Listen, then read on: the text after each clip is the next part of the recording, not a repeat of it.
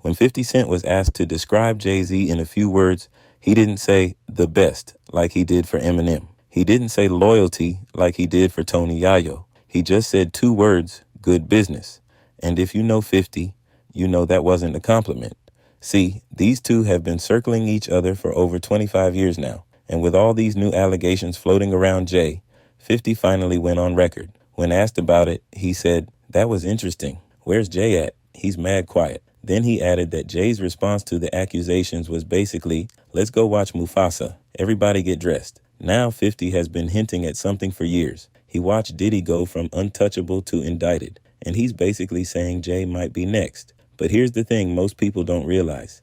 This beef didn't start with the allegations. It started back in 1999 with a song about robbery and a freestyle at Summer Jam. And what happened between then and now? That's what we need to talk about. Let's go back to 1999. 50 Cent wasn't 50 yet. He was just Curtis Jackson, a dude from Queens who survived getting shot 9 times and was grinding on the underground scene trying to make it. And what did he do to get attention? He dropped a track called How to Rob. Now, this wasn't an actual threat or anything like that. It was a satirical joint where he fantasized about robbing various rappers to fund his come-up. And he named names, big names, including Jay-Z. At the time, Jay was riding high off Volume 3, Life and Times of S. Carter. He heard that track and felt some type of way about it. So what did he do? He responded during a freestyle at Hot 97 Summer Jam in 1999. And that response became one of the most memorable moments in this whole beef. But here's the part most people don't know. In a 2003 interview with Rolling Stone, 50 actually said he viewed Jay's response as a compliment. His logic was simple. If Jay wouldn't have said nothing back to somebody he didn't think was hot, then maybe 50's career wouldn't have taken off the way it did. So in a weird way, Jay dissing him actually helped 50 blow up. And blow up he did. By 2003, 50 had signed with Shady Aftermath, and his debut album, Get Rich or Die Trying, sold over 9 million copies in the U.S. And Da Club was everywhere. The streets were feeling him. The clubs were feeling him.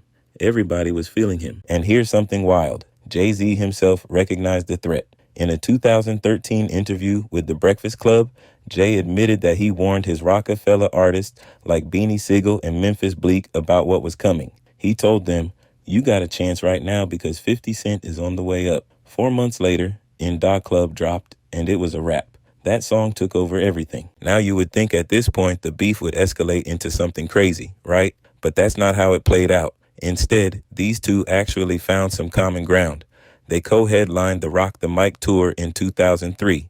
They even did a Reebok commercial together, freestyling over the In Da Club beat. On the surface, it looked like they squashed it. But here's the thing about 50. Even when things seem cool, he's always keeping score. He's always watching. And he never forgets. He later boasted that his G-Unit sneakers outsold Jay-Z's S. Carter line 6-1. 6-1. That's the kind of detail 50 holds on to. By the mid-2000s, both of them were transitioning from just being rappers to becoming full-blown moguls. 50 was getting into TV production and building his G-Unit empire. Jay was expanding Rock Nation and becoming what a lot of people considered the blueprint for hip-hop business success. And despite the occasional collaboration, like when Jay featured on the remix of 50's I Get Money in 2007, the underlying tension never really went away.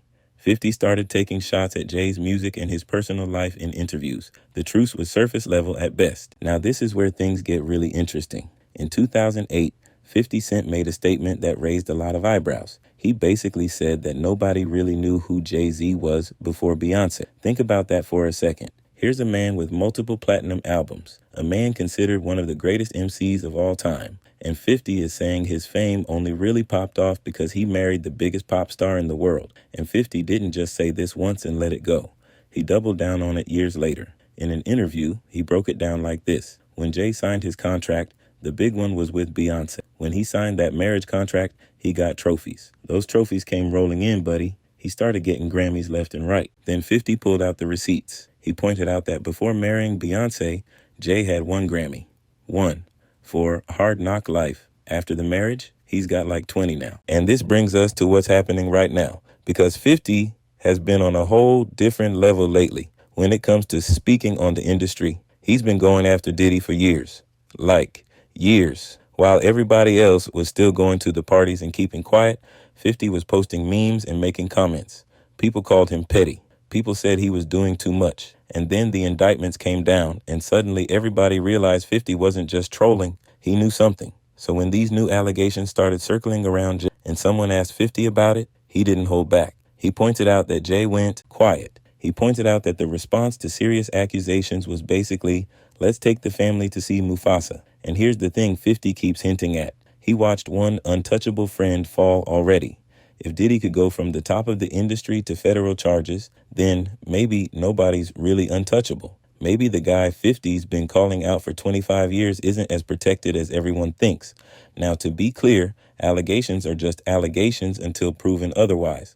But 50's whole thing is that he's been saying something was off about certain people in the industry for a long time. And so far, his track record on calling things out has been pretty accurate. So why does 50 Cent still care about Jay-Z after all these years? Why hasn't this beef just faded away like so many others? Part of it is just who 50 is as a person. The man never lets anything go. He's still posting about people he had problems with in 2005. That's just his personality. But I think there's something deeper here. 50 came up in the era when being authentic and coming from the streets actually meant something. He got shot 9 times. He nearly died. And then he watched Jay-Z get treated like hip-hop royalty while, in 50's view, playing a character. When 50 calls Jay good business, he's not complimenting his entrepreneurship. He's saying Jay is calculated. He's saying Jay moves like a corporation, not like a real one from the streets. And to someone like 50, who literally has bullet wounds to prove his authenticity, that distinction matters. There's also the respect issue. When 50 describes other rappers, he shows love. Eminem, the best. Nas, the best. Tony Yayo, loyalty. But Jay just gets good business. That's 50, telling you exactly where Jay ranks in his mind, as a businessman, not as a peer. Let's actually look at what 50 said about the Grammys because the numbers are interesting. Before Jay-Z married Beyonce in 2008, he had won 1 Grammy. That was for Hard Knock Life back in 1999. 1 Grammy in almost a decade of being considered one of the biggest names in hip-hop. After the marriage, the awards started rolling in. He's now got over 20 Grammy wins and nominations. His album started getting different treatment. His image shifted from street rapper to mogul and family man. Now, is that because of Beyonce's influence? Or is it because Jay's music evolved and the Recording Academy finally started recognizing hip-hop properly? That's a fair debate to have. But 50's point isn't really about the Grammys themselves. It's about how the industry protects certain people and elevates them once they're connected to the right circles. He's saying Jay got a pass that other rappers didn't get. And when you look at how different the treatment has been, it's hard to say 50's completely wrong. Here's something people forget. 50 Cent has been in rooms that most of us will never see. He's been at the parties. He's been in the meetings. He's seen how the business actually works behind closed doors. When he makes these comments about Jay or Diddy or anyone else, he's not just guessing. He's speaking from proximity. He might be petty about how he delivers the message, but the information itself comes from being inside that world. And lately,